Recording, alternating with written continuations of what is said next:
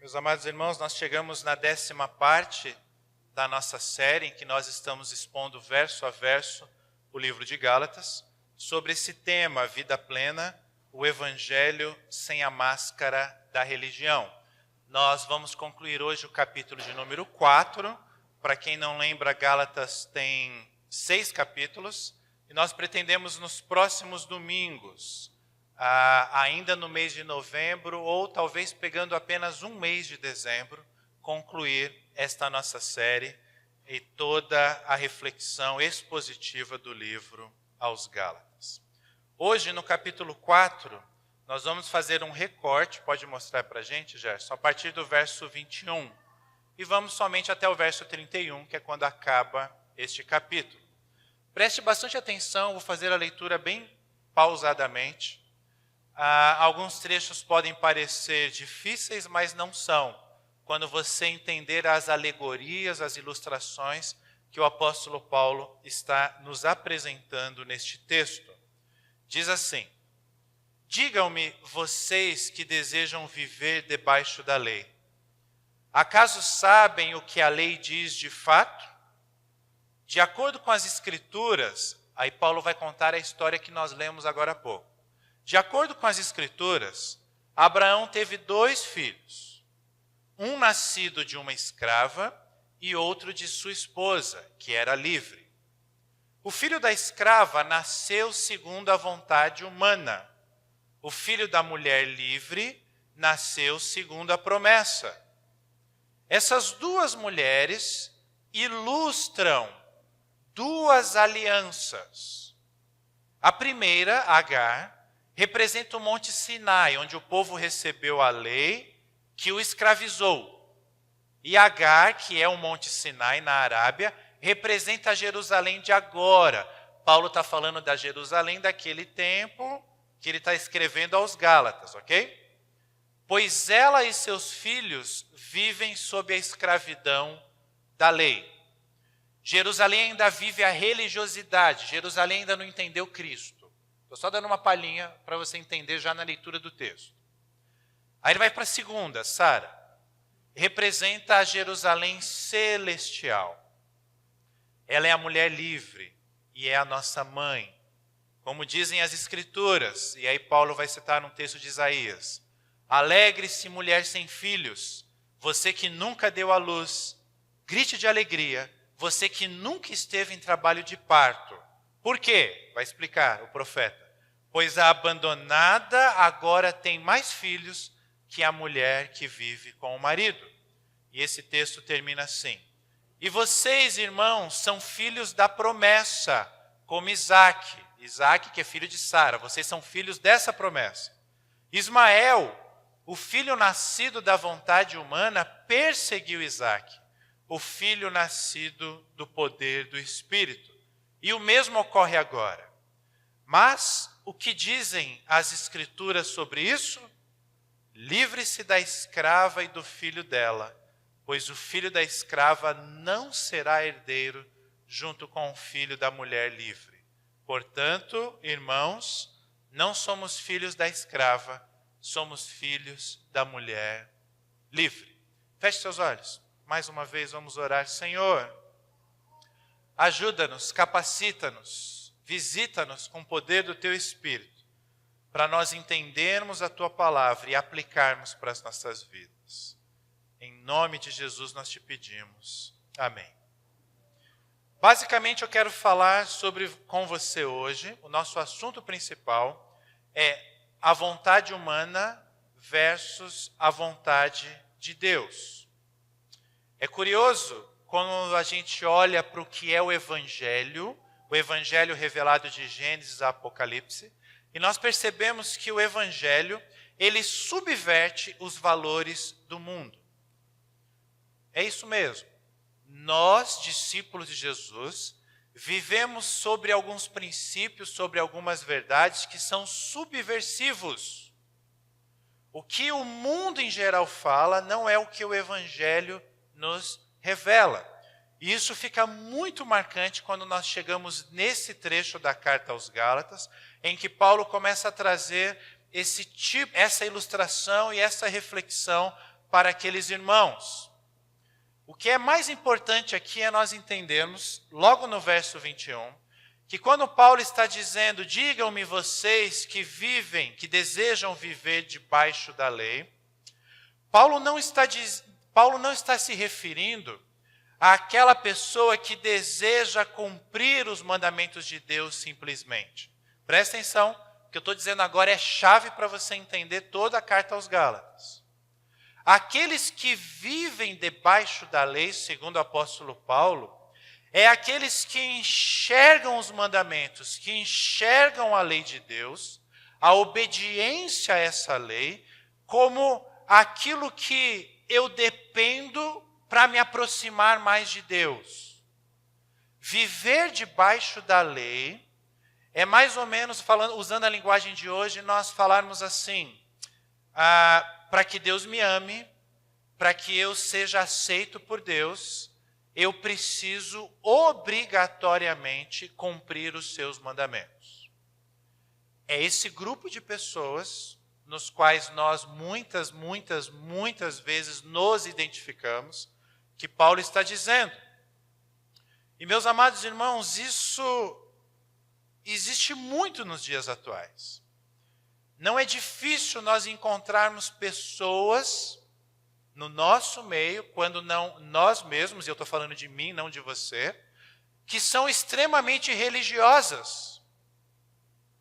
Pessoas que são extremamente legalistas. Pessoas que no fundo pensam ou acham que o caminho para Deus é a observância de algumas determinadas regras. Agora, vamos ser sinceros. Nós preferimos cumprir algumas regras para sermos aceitos por Deus, do que vivermos livres e entendermos a graça de Deus. Vou repetir o que eu disse. Nós preferimos viver sobre regras. Sabe por quê? Porque se Deus nos dá a regra, e já diz o famoso comentarista esportivo, a regra é clara, a consciência que nós criamos é simples, eu cumpro essas regras e eu fico bem na fita com Deus. No fundo, isso parece mais simples na nossa mente, porque aqui entra o fator meritório. Faz mais sentido do que a graça do Evangelho. Faz mais sentido Deus responder a minha obediência. Ó Deus, estou sendo obediente, estou fazendo a minha parte. Agora o Senhor faça a sua parte. Faz mais sentido para a nossa mente e para o nosso coração humano do que a graça. Do que você imaginar que Deus pode perdoar aquele homem que assaltou, que matou, que estuprou, que roubou uma nação. Isso não faz sentido para as nossas mentes. O Evangelho é subversivo. O Evangelho vai contra. Ele vai de encontro aos valores do mundo. Não vai ao encontro. Ele vai de encontro aos valores do mundo. E nós não gostamos disso. Por isso, Tim Keller nos apresenta, eu fiz só algumas adaptações, 4 tipos de pessoas, eu não vou gastar muito tempo nisso, só para a nossa reflexão. Pode mostrar a primeira. A ideia aqui é nós nos identificarmos, tá? Não é para você pensar em outras pessoas, é você pensar em você mesmo, enquanto eu penso em mim mesmo. O primeiro tipo de pessoa é a pessoa que obedece à lei. E por causa disso, ela depende dessa obediência à lei. Normalmente essas pessoas são pessoas presunçosas. Porque ela obedece à lei, ela se acha. Normalmente são pessoas moralistas. Eu obedeço, você não.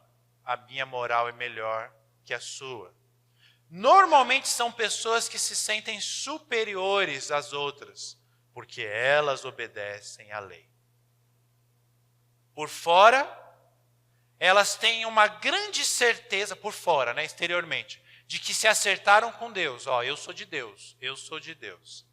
Mas por dentro, no fundo, são pessoas inseguras. Porque ninguém pode ter a plena certeza de que consegue viver no alto padrão que Deus exige. O nosso problema, apesar de a gente preferir regras a serem cumpridas, é quando nós tentamos cumprir essas regras e descobrimos que não é possível. Mas pastor, se não é possível cumprir essas regras, por que Deus nos deu? Para você, o quanto antes na sua vida, descobrir que não é possível. Descobrir que você é fraco. Descobrir que você depende dele. Descobrir que você depende da graça. O que é curioso da pessoa que se sente assim, olha, eu sou da igreja, eu sou presbiteriano. No meu caso, me chame de reverendo. Porque eu obedeço à lei, você não. O curioso é que essas pessoas normalmente são pessoas melindrosas. São pessoas sensíveis à crítica. São pessoas que ficam arrasadas quando as orações delas não são respondidas. Elas não entendem, porque na concepção delas, elas pensam assim, poxa, se eu estou indo na igreja, se eu estou fazendo um devocional, se eu não falo palavrão, se eu não me envolvo com algumas coisas, se eu não tenho relações fora do meu casamento, se eu faço tudo que Deus espera, Deus tinha que responder a minha oração. Eu não aceito que o meu diagnóstico dê um câncer. Essas são as pessoas que obedecem à lei. Pessoas que obedecem à lei, dela depende da lei. O oposto disso são as pessoas que desobedecem, a pessoa que desobedece à lei, e dela também depende, isso que é curioso. É a pessoa que tem uma consciência religiosa, não é a consciência do evangelho, é a consciência religiosa. É a pessoa que na teologia a gente chama, ela crê na justificação pelas obras. Ela sabe disso, como o outro que obedece à lei. Só que ela não vive da maneira coerente que ela pensa.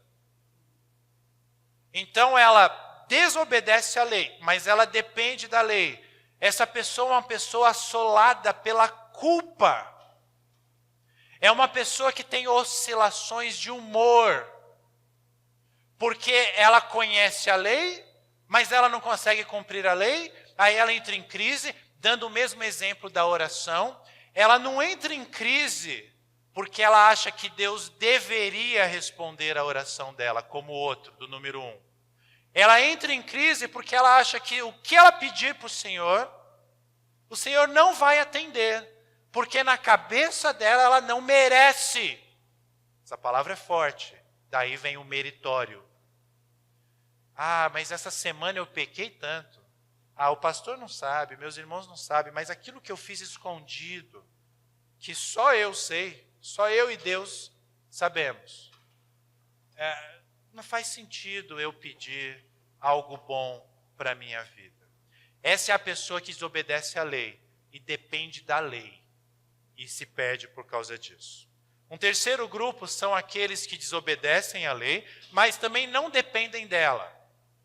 Esses são as pessoas que nós costumamos chamar de pessoas seculares, pessoas relativistas, pessoas que têm uma espiritualidade muito vaga. E não se engane, existem muitos crentes nesse terceiro ponto. A pessoa que cria a sua própria lei e vive segundo o seu próprio princípio. Normalmente, no mundo que nós vivemos de forma especial, a pessoa resolve escolher os seus padrões morais. E quando você vai confrontar, ainda que com amor, a pessoa vai dizer, essa é a tua verdade, eu tenho a minha verdade. Ou seja, ela desobedece à lei e ela também não depende da lei de Deus. Ela depende da lei que ela mesma criou. O problema é que essa pessoa nunca se encontra feliz, ela nunca se encontra satisfeita com Deus. Em geral, ela se encontra perdida. Basta você olhar para a sociedade que nós estamos inseridos, onde esse pensamento é muito comum. E quando nós poderíamos imaginar nosso mundo está melhorando a cada dia, nós chegamos à conclusão que o nosso mundo está piorando a cada dia.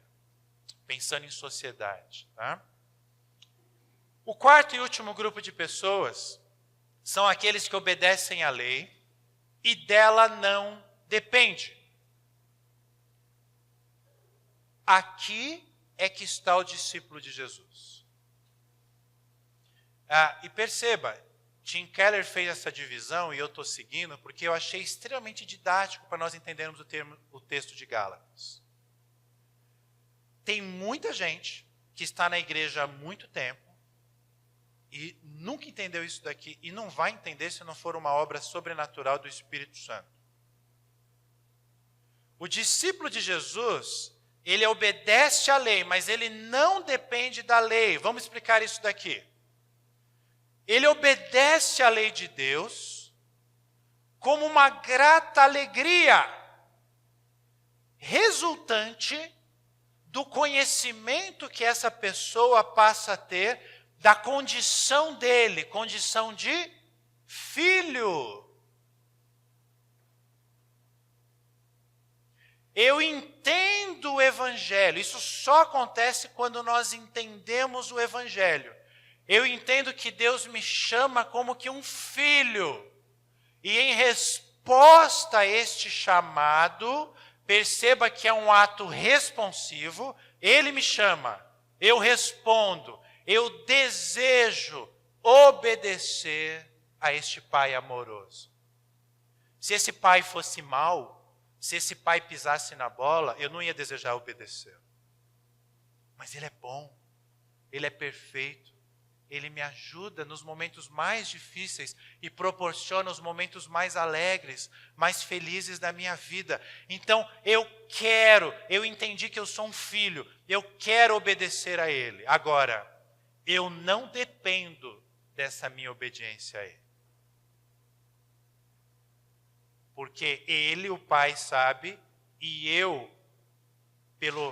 pela iluminação do Espírito Santo também sei, que embora eu queira obedecê-lo, eu nem sempre, vou conseguir muitas vezes, muitas vezes, mas nem sempre serei bem sucedido.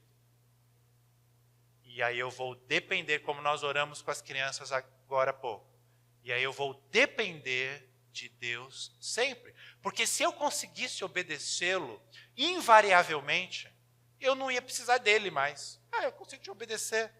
Eu ia pedir o quê para ele? Não, eu sou autossuficiente. Deus, o Senhor já me deu as regras, eu cumpro as regras. Beleza, não preciso mais do Senhor. Essa reflexão, meus amados irmãos, é fundamental para nós entendermos o texto bíblico. Pode voltar para o texto, na próxima slide aí. Porque Paulo, ele está recorrendo à história de Agar e Sara, que nós lemos agora há pouco em Gênesis 15 e em Gênesis 16. Provavelmente Paulo faz isso, lembrando que Paulo está escrevendo uma carta e um tema recorrente dessa carta é ele criticando os falsos mestres que estavam ensinando um evangelho deturpado para os Gálatas. Provavelmente esses homens estavam virando assim para os crentes, para os cristãos, e estava dizendo o seguinte: vocês não são filhos de Abraão de verdade, a menos que vocês obedeçam à lei de Moisés. Provavelmente esses homens viravam para os gentios, para os gregos, para aqueles que não tinham sangue judeu, e falava para eles: não vem que, eu sei, vocês aceitaram Jesus aí, vocês estão tendo alguns rituais parecidos com o nosso, mas filho de Abraão mesmo vocês não são não. Para isso vocês precisam seguir alguns rituais, porque vocês não têm o sangue de Isaac. Provavelmente é por isso que Paulo utiliza essa ilustração. E qual é o objetivo de Paulo? Virar o jogo. Virar o jogo. Paulo, ele lembra aqueles homens, está escrito aí no texto, nós já lemos, está aí na tela para você, que Abraão teve 2 filhos. O verso 23 diz que um filho nasceu de uma escrava, segundo a vontade humana. E um outro filho nasceu da mulher dele, livre, segundo a promessa de Deus. Em outras palavras, Paulo está dizendo para os Gálatas, e Deus está dizendo para mim e para você o seguinte: há 2 formas de você ser parente de Abraão. Tem uma forma que é a forma certa, e tem uma forma que é a forma errada. E Paulo é claro. Claro que Paulo sabia que aqueles homens eram descendentes de Isaac. Eles eram judeus. Mas Paulo está usando uma alegoria. Paulo está usando uma ilustração. Vem cá, vocês aí que estão dizendo que os cristãos não são filhos de Deus porque não fazem parte da aliança, que não são filhos de Abraão. Vocês esqueceram que Abraão teve 2 filhos e que mesmo os herdeiros legítimos podem ser filhos da aliança ou filhos da vontade humana, do erro? O que nós precisamos entender, meus amados irmãos, é que no exato momento em que nós começarmos a nos considerarmos obrigados a obedecer à lei de Deus, nós não seremos mais, usando a ilustração aqui, filhos de Abraão. Esse é o ponto de Paulo. Vamos relembrar a história, só para a gente explicar ainda melhor isso aqui. Deus prometeu a Abraão dar a ele um filho. Ele prometeu, ele falou, olha, a sua descendência será uma geração numerosa. Do seu descendente o mundo será transformado. Virá aquele que irá salvar toda a humanidade. E vocês serão em grande número. Joia! Abraão creu nessa promessa. E isso foi creditado como justiça para ele. Aqui não dá tempo de eu explorar isso, mas é o mesmo conceito do Novo Testamento da justificação pela fé. Ele creu, ele teve fé no que Deus iria fazer. Joia. Mas assim como nós cremos que Jesus vai voltar, nós vamos celebrar essa mesa até o dia que ele voltar, às vezes nós vacilamos. E às vezes a gente se sente cansados. E pensamos assim, poxa, mas Deus não volta, poxa, mas eu estou sofrendo, poxa, mas eu estou com esse problema, e Deus parece que não faz nada, deixa eu dar um jeitinho. É isso que acontece na história. Abraão estava velho. Sara estava estéril. Mais de uma década já tinha se passado desde a promessa que Deus tinha feito para Abraão. E cadê herdeiro? E Abraão olhava para o seu corpo e se sentia cada vez mais velho. Olhava para sua esposa e via sem solução, uma mulher estéril. Por isso, Sara sugere ao seu marido que ele dormisse com a sua serva, Agar.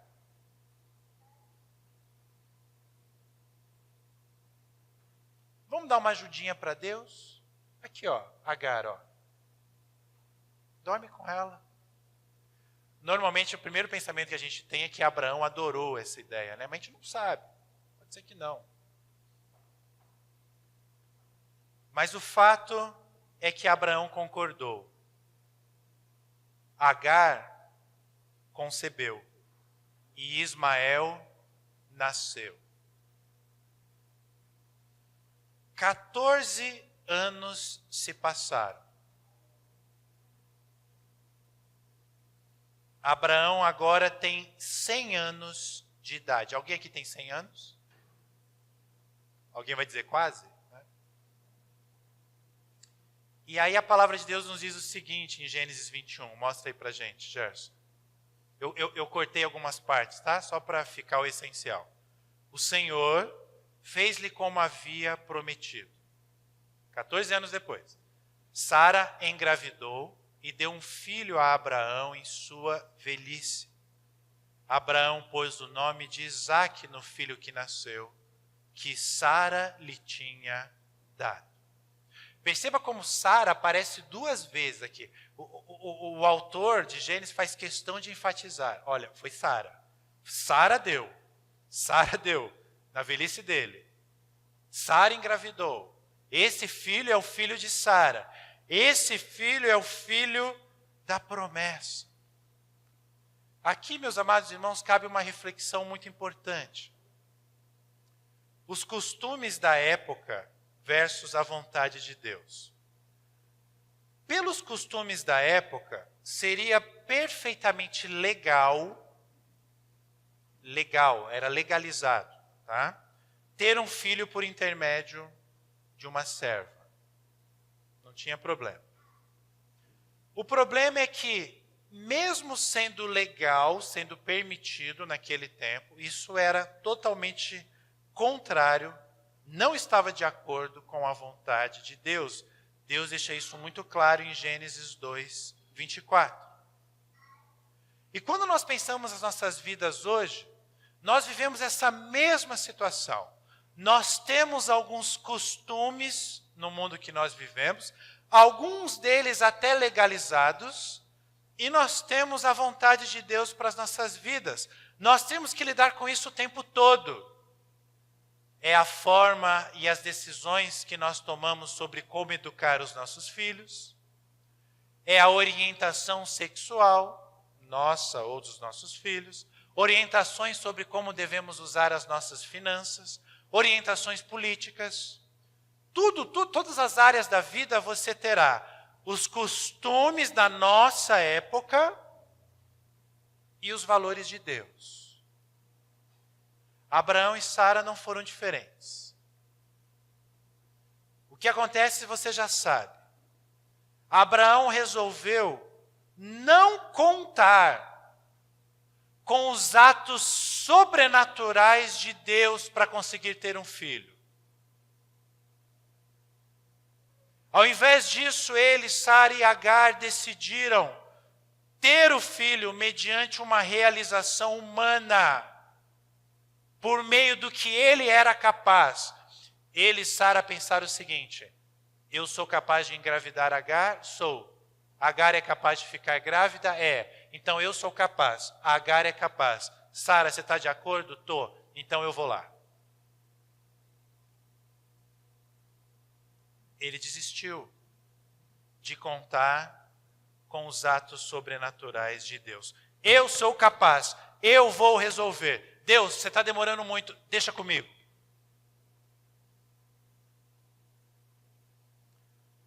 Agar, é por isso que Agar e o seu filho Ismael representam a aliança da lei do Sinai.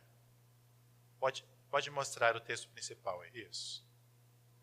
É isso que diz a continuação do texto. Representam a cidade terrena de Jerusalém. Aqui, meus amados irmãos, em termos genéricos, o que Paulo está querendo dizer é, olha, Agar e o seu filho Ismael representam aquelas pessoas que não aceitaram Jesus Cristo. Em que sentido? No sentido de que essas pessoas ainda vivem pela lei. Paulo está comparando essa mãe e filho, lá do Antigo Testamento, e presta atenção, Paulo pega um dado histórico, uma história real, mas ele usa como ilustração, tá? Não é para a gente ficar preso à história deles lá, é só para a gente entender a história e entender a aplicação do apóstolo Paulo. Ele fala, olha, vocês, religiosos de Jerusalém, vocês falsos mestres que estão deturpando o evangelho aos Gálatas, vocês Gálatas que estão entendendo o evangelho dessa forma deturpada, vocês são como Agar e Ismael, vocês estão não mais dependendo de Jesus Cristo, mas vocês estão debaixo da lei. Vocês eram livres, mas vocês estão se escravizando de novo. Vocês estão esquecendo da liberdade que Cristo nos proporcionou. Vocês ainda vivem debaixo da lei. Vocês ainda pensam todos os dias, o que eu posso fazer para agradar a Deus? O que eu posso fazer para agradar a Deus? Achando que isso que você fizer é o que fará Deus te aceitar. Segundo Paulo, segundo Deus, isso é escravidão. Lembrando que Agar era a escrava. Sara era livre. A gente sabe que Deus foi cuidadoso com Agar, com Ismael. Isso está registrado lá nas Escrituras. E a gente sabe que Sara não foi nenhuma santinha. Mas Paulo está usando apenas uma ilustração. Ele está falando, olha, Agar, não Sara, corresponde a Jerusalém atual. Corresponde à nossa religiosidade. E presta atenção. Ao dormir com Agar, Abraão fez uma escolha. E nós fazemos essa escolha. Nós ficamos diante dessa escolha nas nossas vidas também. Abraão escolheu confiar nas suas próprias capacidades. Abraão resolveu trabalhar para atingir o objetivo. Ele agiu por fé, mas por fé nele mesmo. Eu tenho fé que eu consigo engravidar Agar. Está vendo? Agar engravidou. Eu tenho fé que ela vai ter Ismael. Está vendo? Ismael nasceu. Está vendo? Eu consegui.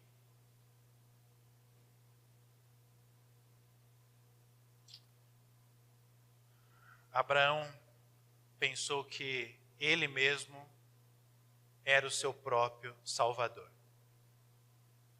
Ele conseguiu? Conseguiu. Mas o resultado foi desastroso. A sua família foi desmantelada. Nós lemos, eu fiz questão na nossa leitura durante o culto de pegar só um verso que mostra que Agar, imediatamente quando Ismael nasce, quando ela fica grávida, aliás, ela já começa a desprezar Sara. E Sara também fica revoltada. Depois você lê durante a semana essa história novamente. Lá em Gênesis 15 e 16. Sara acho que percebe a besteira que fez, começa a ficar com ciúmes doentio, exige que Abraão expulse Agar. Abraão fala, mas como que eu vou expulsar ela com o meu filho, o herdeiro? Não quero saber mais dessa mulher. E aí Deus promete preservar Agar, mas numa terra muito distante. A família é literalmente destruída, arruinada. Isso não nos surpreende, porque a Bíblia ela é muito clara e ela condena a poligamia e o costume de ter concubinas. Mas Abraão agiu assim. O que é fantástico é perceber que um homem que agiu assim é o principal patriarca, que mostra a graça do Evangelho, que mostra como Deus age nas nossas vidas. Você sabe, eu não vou ter tempo de explorar muito isso, mas que Ismael, por isso que o texto fala aí, verso 25, e Agar, que é o Monte Sinai, na Arábia, Paulo faz questão de enfatizar isso. Talvez você saiba que Ismael é considerado o pai do povo árabe, enquanto que Isaac é considerado o pai dos judeus. E os descendentes de Ismael e os descendentes de Isaac viveram em conflito durante todo o período bíblico. Hoje, esses dois povos, por exemplo, se nós pensarmos só naquela região ali onde está Jerusalém hoje, é dividido entre os palestinos e os judeus. Porque um dia Abraão e Sara resolveram não esperar a promessa de Deus. mas a agir segundo a vontade deles. Vamos resolver isso daqui. Criou-se uma celeuma que perdura milênios. E se hoje você olha na televisão e vê homens que se dizem de uma religião matando cristãos, e na história você também vai perceber o contrário, judeus, cristãos matando esse grupo de pessoas, tudo isso tem a sua origem nos seus pais. O pai dos árabes, Ismael, o pai dos judeus, Isaac. Isso segundo a Bíblia. Pastor, o senhor tem dado histórico para comprovar isso? Tenho, a Bíblia. Ah, não, mas histórico. Não, eu não sou historiador, eu sou pastor, a Bíblia. Ah, mas e se não for verdade? Eu creio que a verdade é a palavra de Deus. Abraão, eu vou ler aqui uma frase de Tim Keller, preste atenção, só para fechar esse raciocínio nosso, já para a nossa conclusão e partirmos para a ceia. Abraão não dependeu da graça de Deus, como eu estou lendo, vai aparecendo umas palavras diferentes aí. Abraão não dependeu da graça de Deus proveniente da sua ação sobrenatural na história, mas confiou na sua própria capacidade. E agora vem o que eu queria destacar. Quando não descansamos em Deus, e em vez disso, buscamos fazer o papel de nosso próprio Salvador, o resultado é destruição e desintegração espiritual, psicológica e relacional. Quando nós esquecemos o que é o Evangelho. Quando nós esquecemos como nós nascemos pecadores e como nós somos dependentes de Deus. Quando a gente esquece isso, quando a gente fala assim durante a nossa semana, esquece de orar, esquece de buscar orientação bíblica de Deus para as nossas vidas e começa a tomar decisões. Não, eu vou fazer isso, eu vou fazer aquilo, eu vou conseguir. Você é louco se você é um discípulo de Deus e age assim. Uma pergunta surge aqui para nós. Abraão resolveu depender dele mesmo. Ele falou assim, tem essas promessas de Deus para a minha vida, mas deixa comigo, deixa eu transformar essas promessas de Deus em realidade. A pergunta que surge é, você já fez algo semelhante? Ah, pastor, eu sei que... Vou pegar o mesmo exemplo aqui. Ah, pastor, eu sei que Deus me prometeu um filho, que eu sempre quis ser mãe, ele já me falou, mas estava demorando muito, eu não achava a pessoa ideal, então eu dei um jeito. Só um exemplo radical, mas tem coisas menores no nosso dia a dia. Eu preciso pagar uma dívida. Eu sei, segundo a Bíblia, que Deus não permitirá que eu passe por necessidades. Ele sempre me dará o sustento. Eu oro, eu clamo, eu dou meu dízimo, mas a dívida está lá, e estão me apertando, e eu não sei o que fazer, e me surge a oportunidade de desviar um dinheiro da empresa que eu trabalho. Cai assim nas minhas mãos. É nesse momento que você toma uma decisão. Ou continua confiando na promessa de Deus, ou vai agir segundo a sua vontade, para fazer a promessa de Deus se cumprir. Mas invariavelmente, se você tomar a decisão errada, você terá consequências dramáticas na sua vida. O filho de Agar representa a salvação, nós buscarmos a salvação pelas nossas obras. Sara e o seu filho representam a nossa dependência total na graça divina. Por quê? Por isso que o texto bíblico fala, só para mostrar para vocês, quando apresenta, né? A segunda Sara representa Jerusalém celestial, ela é mulher livre, ela é nossa mãe.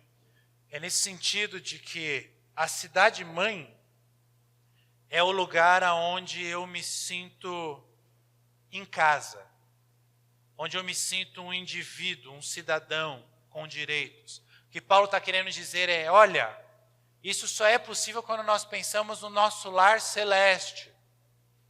Nesse sentido, Sara é nossa mãe. É só uma ilustração que ele está fazendo. Parece difícil de entender se você ficar pensando, como assim Sara, mãe, nossa, que história é essa? Não é para você se apegar a isso. É só um exemplo, dentro da linha de raciocínio dele. Querendo dizer que, olha, a vontade humana se apega às coisas terrenas. Segundo as ordens terrenas, era impossível Abraão gerar um filho. Era impossível Sara ter um filho. Porque ele era velho. E ela era estéril. Mais do que isso, meus amados irmãos, naquela sociedade, naquela cultura, uma mulher que não podia gerar um filho era considerada, eu não estou sendo radical não, estou sendo só histórico, era considerada uma mulher, uma pessoa inútil. Porque para aquela cultura, daquela época, o único propósito de uma mulher era gerar filhos. Então você imagina o drama de Sara. Mas o Senhor nos apresenta, ao concluir essa reflexão, uma palavra de esperança. E essa palavra de esperança está na palavra do profeta Isaías que aparece aí. O texto que aparece entre aspas no verso 27 é Isaías 54:1. É um texto que lembra a gente da graça de Deus. Alegre-se. Está desanimado? Alegre-se, mulher sem filhos. Alegre-se, você que nunca deu à luz. Como assim? Grite de alegria, você que nunca esteve em trabalho de parto. Como assim? O que vai acontecer? Porque a abandonada agora tem mais filhos do que a mulher que vive com o marido. Quando Isaías escreve, fica comigo aqui mais um minutinho para você entender isso aqui. Quando Isaías escreve, lá em Isaías 54:1, ele está escrevendo para o povo de Israel que estava exilado na Babilônia. E o povo de Israel tinha a ideia do exílio como um castigo. O povo de Israel estava se sentindo, quando Isaías escreve essas palavras, fracassados. Estavam se sentindo frágeis, estavam se sentindo impotentes.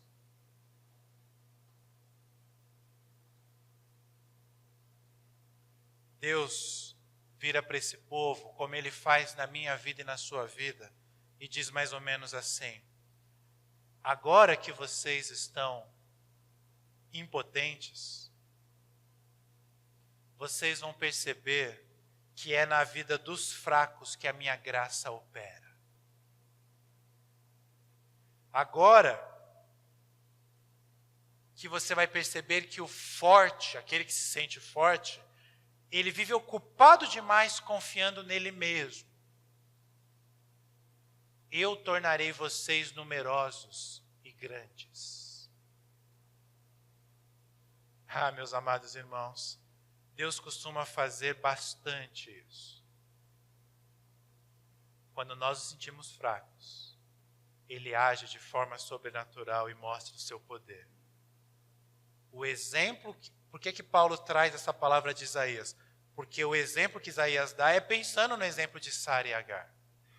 Nós estamos diante de uma mulher muito provavelmente bela e fértil. Agar.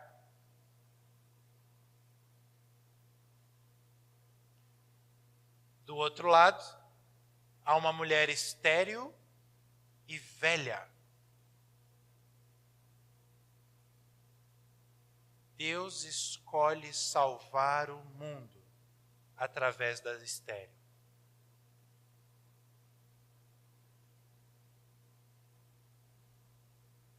Um descendente dessa mulher estéril nasce alguns séculos depois.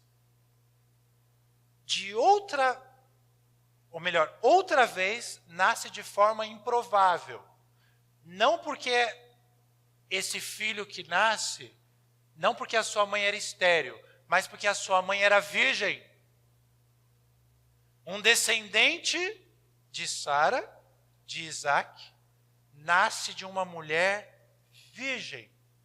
E todos os povos da terra são abençoados.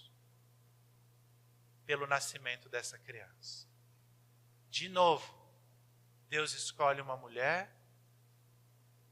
fraca, jovem, virgem,